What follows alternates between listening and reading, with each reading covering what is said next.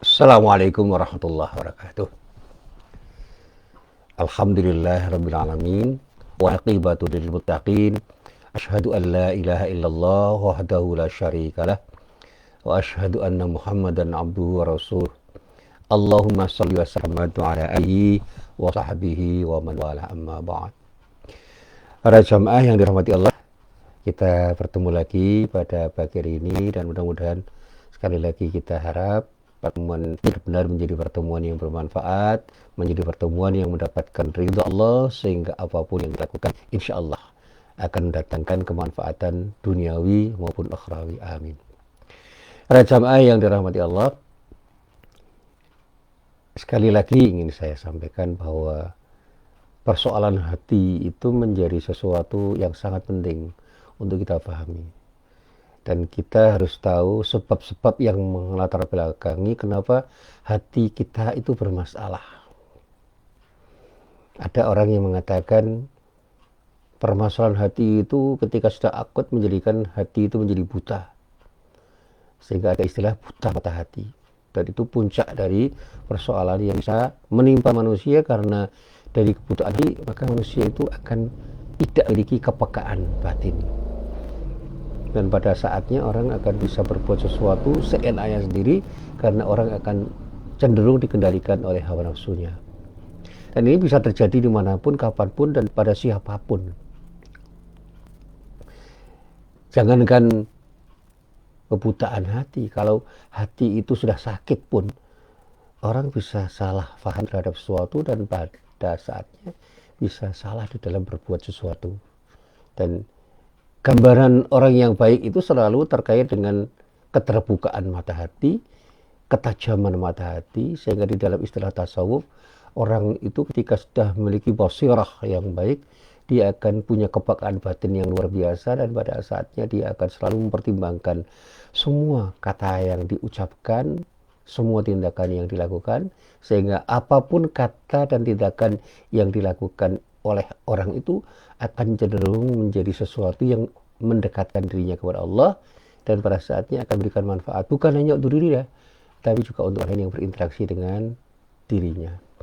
Dan kalau kita bicara tentang interaksi kita dengan makhluk Allah, insya Allah orang yang hatinya itu bersih, hatinya itu selamat, punya qalbun salim, orang itu akan bisa memberikan kontribusi positif terhadap alam semesta.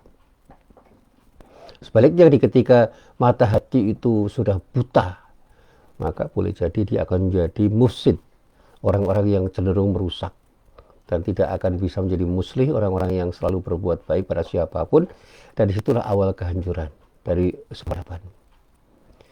Saya seringkali mendengar kata orang bijak, jangan pernah kau biarkan hatimu sakit, apalagi buta.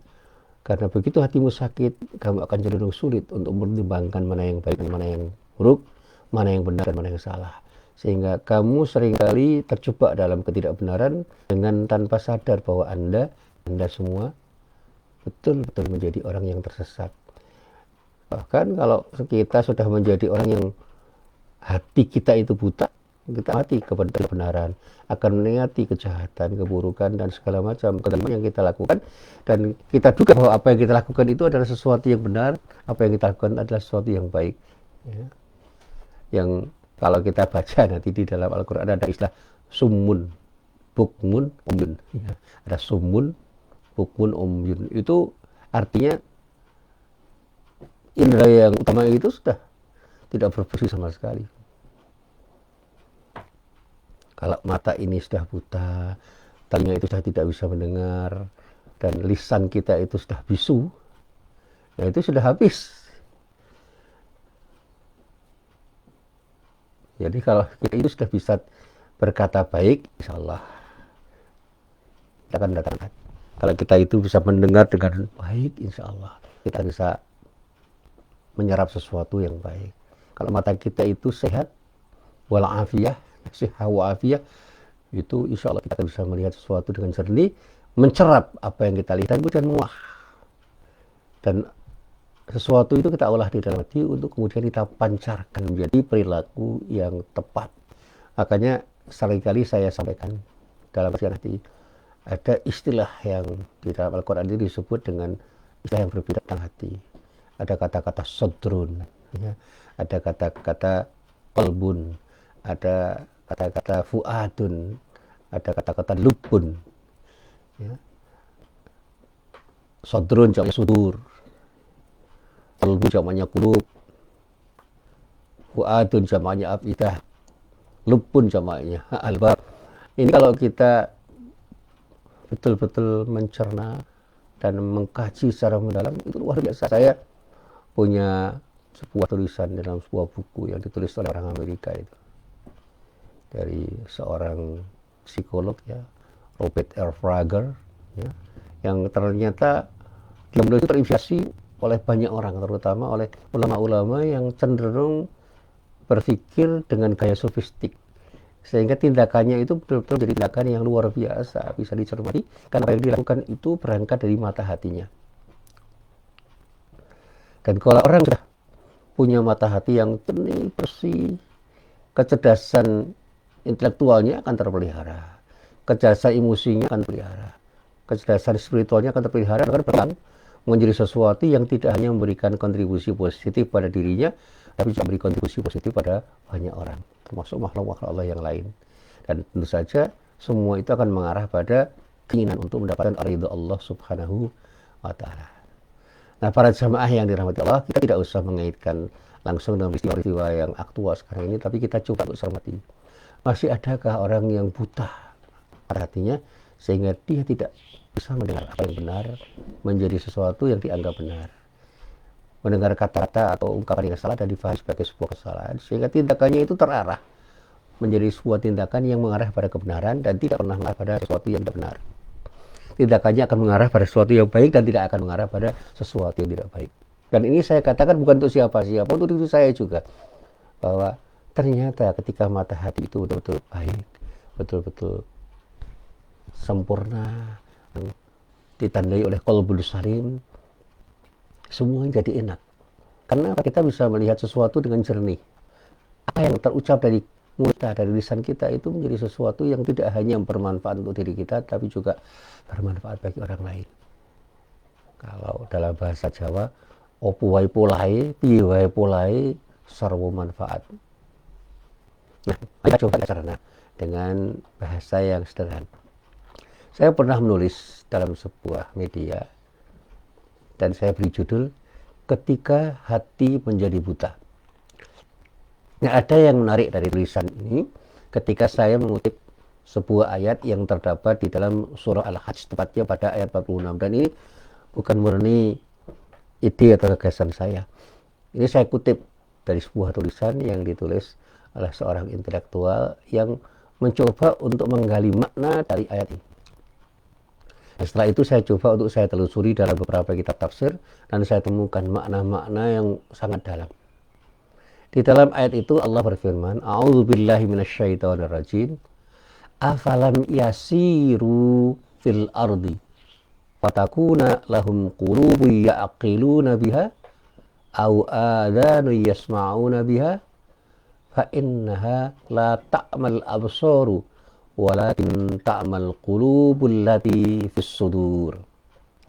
Ada sebuah pertanyaan yang tidak perlu dijawab, tetapi direnungkan untuk kemudian diekspresikan dalam tindakan. Apa pertanyaan Allah di dalam ayat ini?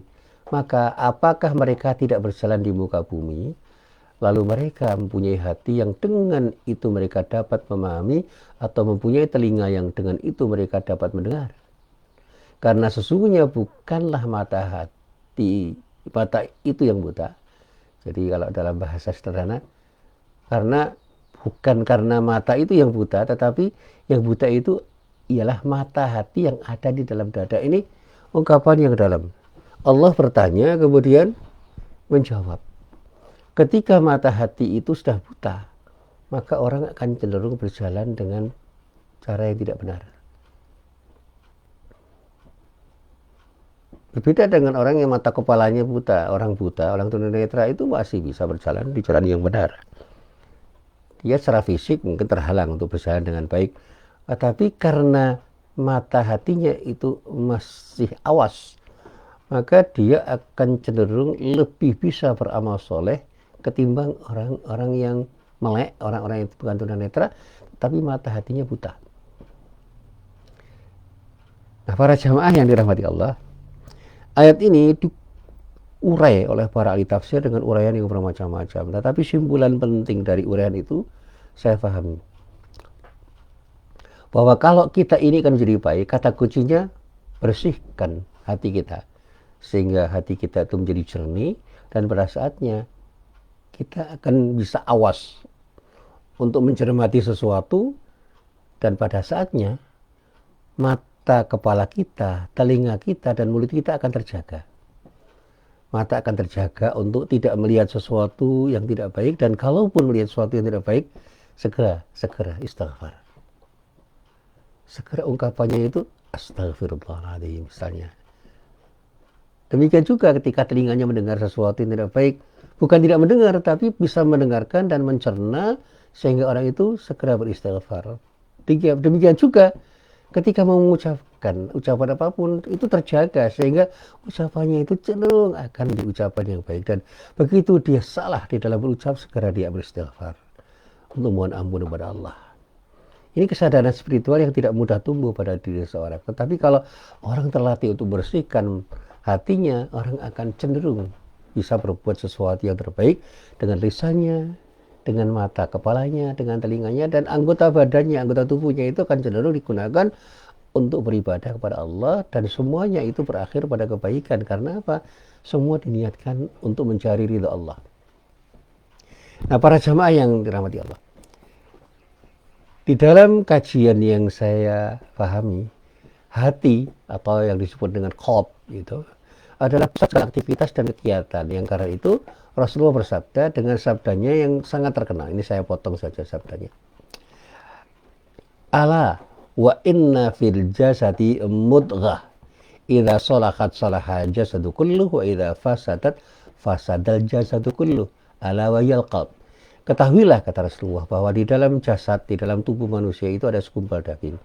Jika segumpal daging itu baik, maka akan baik pula segala-galanya. Namun jika segumpal daging itu rusak, maka akan rusak segala-galanya. Ketahuilah bahwa yang dimaksud dengan segumpal daging itu adalah hati. Nah, itu metafor yang luar biasa itu. Di dalam tubuh kita itu ada yang namanya hati, yang bentuknya segumpal daging itu. Kalau hati itu rusak semuanya. Kalau hati itu baik semuanya. Itu akan menentukan. Nah, itu metafor yang dikatakan Rasulullah tentang hati. Begitu qalb, hati orang itu baik, semua tindakannya akan cenderung baik. Dan sebaliknya ketika hati manusia itu buruk, cenderung tindakannya itu buruk.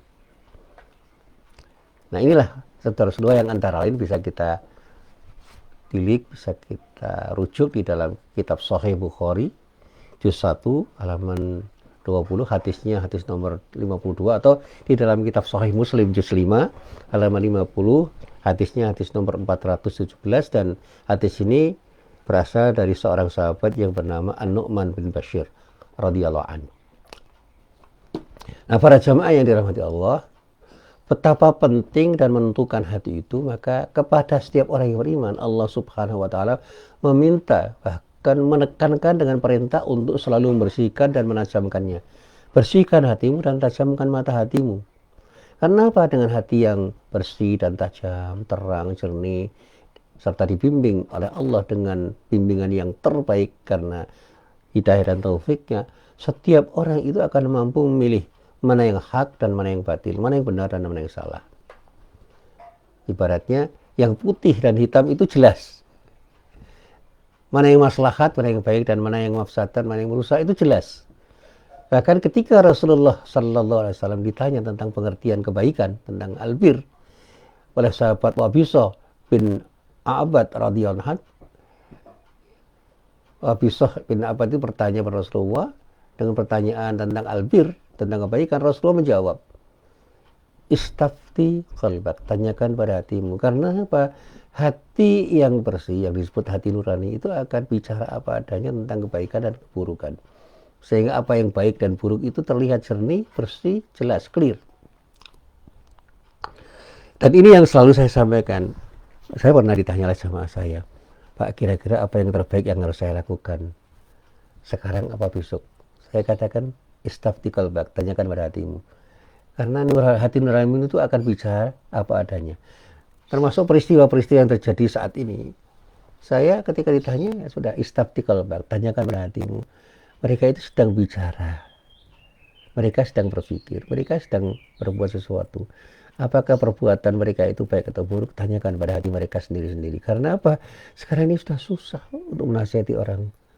Akan kemarin saya tulis di Facebook saya, Pak, kenapa Bapak tidak menasihati pada orang-orang yang cenderung salah? Saya katakan sudah, dengan kata-kata saya, dengan tulisan saya, tapi mereka nggak mau mendengar kok. Akhirnya saya berdoa, ya Allah, mudah-mudahan Engkau benar-benar berkenan berikan petunjuk pada mereka, sehingga mereka menjadi orang-orang yang terarah. Dan itu saya contoh dari sikap Nabi ketika berhadapan dengan orang-orang yang memberi dia ketika beliau berhijrah. Di Taif kan Rasulullah dilempari batu sampai bahkan dikatakan berdarah. Rasulullah tetap bersabar dan tidak marah. Akan mendoakan dengan doa yang baik. Allahumma di qaumi fa innahum la ya'lamun. Ya Allah, berikan petunjuk pada orang-orang itu, kira-kira begitu.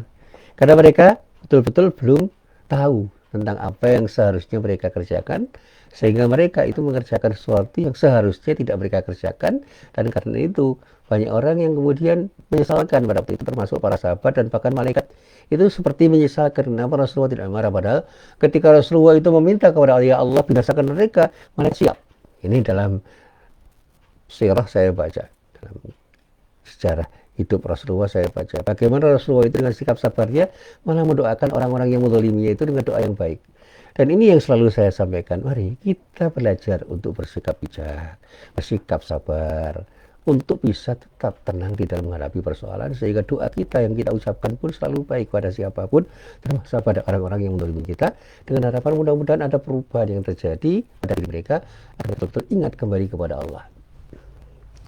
Jadi ketika orang marah melihat tindakan orang yang luar biasa melakukan tindakan yang menurut banyak orang itu berbahaya, ya kita ingatkan. Tapi kalau sudah pada tingkat tertentu sudah tidak bisa diingatkan, ya kita serahkan pada Allah dengan doa kita, ya Allah, berikanlah petunjuk kepada mereka agar mereka segera menyadari kesalahan mereka dan mereka segera ingat kepadamu, dan pada saatnya bertaubat dengan taubatan nasuha, menjadi orang yang baik karena kesadaran mereka untuk hanya beribadah kepadamu. Kira-kira begitu doanya.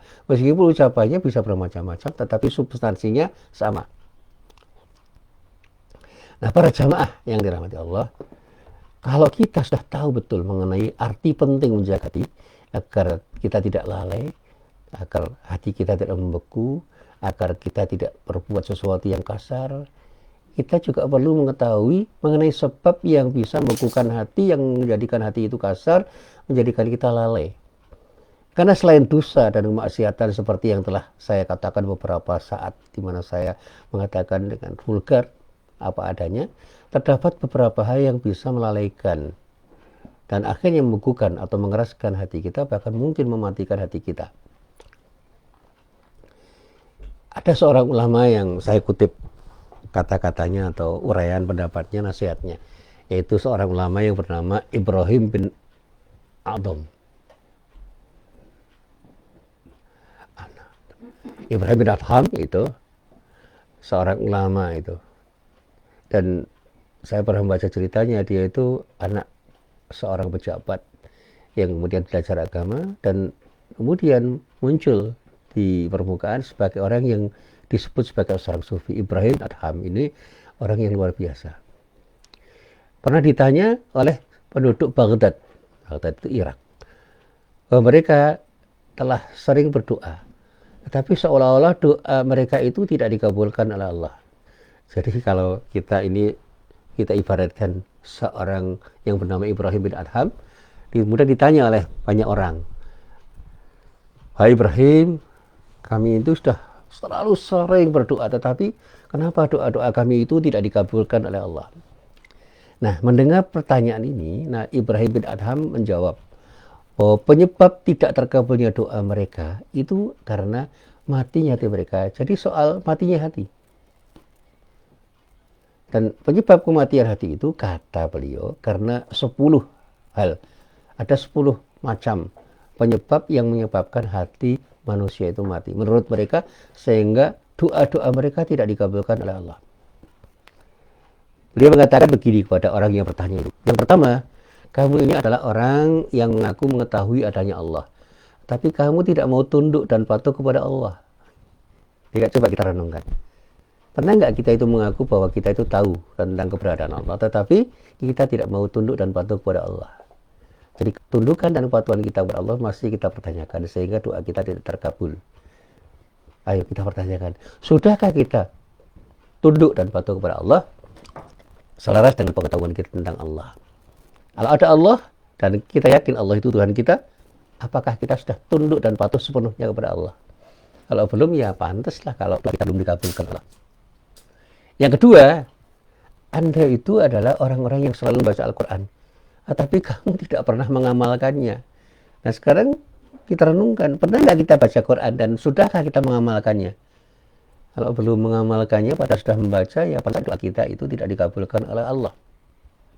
Yang ketiga, kamu semua itu adalah orang-orang yang mengetahui bahwa setan itu adalah musuhmu, tetapi justru kamu ikuti jalan setan itu dan kamu patuhi mereka. Jadi sudah tahu setan itu musuhnya, justru mengikuti jalan yang dilalui oleh setan-setan itu. Jadi kalau kita itu sudah tahu musuh kita, dan musuh kita itu selalu ingin menjerumuskan diri kita, kenapa kita justru jalan yang dilalui oleh mereka, tujuan yang mereka tuju? Ini kan aneh itu. Sudah tahu penjajah itu adalah kelompok yang selalu akan menzalimi kita, tapi kita ikuti apa skenario penjajah sehingga kita menjadi orang yang selalu terjajah. Siapapun penjajah itu, bisa orang, bisa kelompok orang, bisa organisasi, bisa macam-macam. Yang keempat, kamu ini mengatakan mencintai Rasulullah, tetapi kamu meninggalkan sunnah cinta Rasul. Saya cintai Rasulullah, Pak. Tetapi ternyata kita meninggalkan akhlak dan sunnah Rasulullah yang mestinya kita ikuti. Yang kelima, kamu ini adalah orang yang mengatakan selalu mohon surga, tetapi kamu tidak pernah beramal untuk meraih surga itu. Jadi memohon surga, tetapi amalannya tidak menjadi amalan yang akan mendapatkan surga. Ini kan aneh. Ingin jadi pintar, nggak mau belajar. Ingin menjadi orang yang berbahagia, tapi tidak pernah bersyukur. Ini kan aneh. Ingin sukses, tapi tidak mau berikhtiar untuk menuju sukses. Maunya surga, tetapi tidak beramal untuk menuju surga. Nah, ini aneh. Sehingga doamu yang tidak dikabulkan. Yang keenam, kamu selalu mengatakan takut pada neraka, tetapi tidak pernah berhenti melakukan perbuatan. Aneh. Sudah takut neraka, tetapi malah menuju ke neraka. Artinya berjalan menuju ke neraka dengan amalan-amalan yang mendatangkan dosa. Yang ketujuh, kamu mengatakan mati itu pasti akan datang. Kamu yakin dengan seyakin-yakinnya bahwa mati itu akan datang. Tetapi kamu tidak pernah mempersiapkan diri untuk menghadapi kematian. Maksudnya apa? Amaliyahmu itu tidak jelas menjadi amaliyah yang baik. Bahkan amaliyahmu itu cenderung menjadi amaliyah yang tidak bisa Anda jadikan sebagai bekal untuk menuju kematian. Menghadapi mati itu kan sebenarnya hanya dengan beramal soleh dan meninggalkan maksiat. Karena mati itu pasti terjadi kapan kita juga nggak tahu kok. Tapi kematian itu sesuatu yang pasti datang pada siapapun, dimanapun dan kapanpun. Tapi seringkali orang itu sudah yakin mati itu akan datang, tetapi tidak pernah mempersiapkan diri untuk menghadapi kematian. Yang kedelapan, kamu itu adalah orang yang sibuk membicarakan kekurangan orang lain, tetapi tidak memikirkan mengenai kekurangan dirimu sendiri.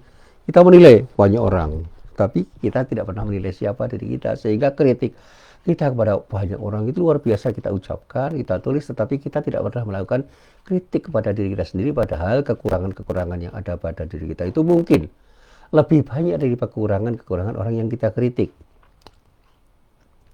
Yang kesembilan, kamu makan rezeki dari Allah, tetapi kamu tidak pernah mau bersyukur kepada Allah yang sudah memberikan rezeki kepadamu. Aneh ini. Diberi, nggak pernah bersyukur. Yang terakhir, yang nomor 10, kamu itu menguburkan mayat saudaramu. Kamu pernah menguburkan dan bahkan sering menguburkan mayat saudaramu. Tapi kamu tidak menjadikannya sebagai pelajaran. Karena besok juga kamu akan dikubur oleh orang. Ayo, kalau kamu itu pernah menguburkan mayat, belajarlah pada mayat yang kamu kubur. Karena kamu besok juga akan seperti ini, dikubur dan akan bertanggungjawabkan semua perbuatanmu ketika kamu ditanya oleh Allah. Nah, ke-10 macam penyakit inilah yang menurut Ibrahim bin Adham telah mematikan hati penduduk Baghdad saat itu, sehingga mereka merasa bahwa doa-doa mereka tidak pernah dikabulkan oleh Allah Subhanahu wa taala. Jadi kalau kita itu ingin agar doa-doa kita itu dikabulkan oleh Allah, ya penyakit hati itu kita coba untuk kita obati. Kalau kita mengaku Allah ada, ayo kita beribadah kepada Allah dengan kepatuhan yang betul-betul kita tunjukkan kepada Allah. Kalau kita pernah baca Quran, kita amalkan apa yang kita baca.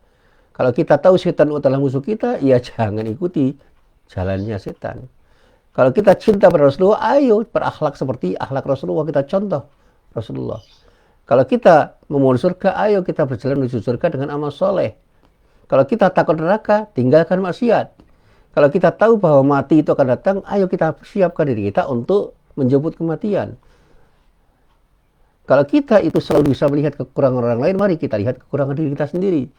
Kalau kita itu makan rezeki dari Allah, ayo kita syukuri rezeki itu, sehingga Allah berkenan untuk memberikan tambahan rezeki pada diri kita. Kalau kita pernah menguburkan mayat saudara-saudara kita, teman-teman kita, tetangga kita, ayo kita jadikan itu sebagai pelajaran, karena pada saatnya kita juga akan mati dan dikubur oleh orang lain. Sehingga kita di dunia itu menjadi orang yang selalu berbuat baik dan tidak pernah melakukan tindakan maksiat, karena kita tahu bahwa kita besok harus menjadi orang yang mendapatkan yang terbaik dari Allah karena perilaku kita sendiri. Nah, para jamaah yang dirahmati Allah, mari kita mulai untuk mengobati ke-10 penyebab kematian hati yang mungkin juga akan terjadi pada diri kita. Kita jadikan bahan renungan bagi diri kita masing-masing. Sudah bersihkah hati kita? Dan bila kita telah punya hati yang bersih, maka masih ada kewajiban yang harus kita lakukan, yaitu memelihara kebersihan hati, menjaga agar kita itu bersih. Ini yang selalu saya sampaikan. Ayo kita jaga hati kita. Sedang bagi kita yang punya hati yang kotor, tercampur dengan berbagai macam penyakit hati, atau banyak melakukan dosa dan maksiat, Allah tidak pernah menutup pintu taubatnya, segera kita bertaubat. Dan bagaimanapun keadaan hati kita, kita wajib untuk terus-menerus memohon kepada Allah, dengan harapan mudah-mudahan Allah selalu memberikan karunia-Nya dengan hati yang bersih, sebagai bekal bagi kita untuk menghadap kepada Allah. Nah, para ulama memang menyatakan bahwa jalan satu-satunya untuk membersihkan hati adalah bertaubat. Ini pintu masuk yang luar biasa yang oleh Imam Ghazali dikatakan pintu masuk orang untuk bisa menjadikan dirinya itu bersih hatinya itu dengan bertaubat, dengan cara mengucapkan selamat tinggal kepada semua jenis kemaksiatan, segala macam perbuatan dosa, dan mengucapkan selamat datang kepada semua bentuk amal soleh yang akan mendatangkan kebaikan bagi dirinya.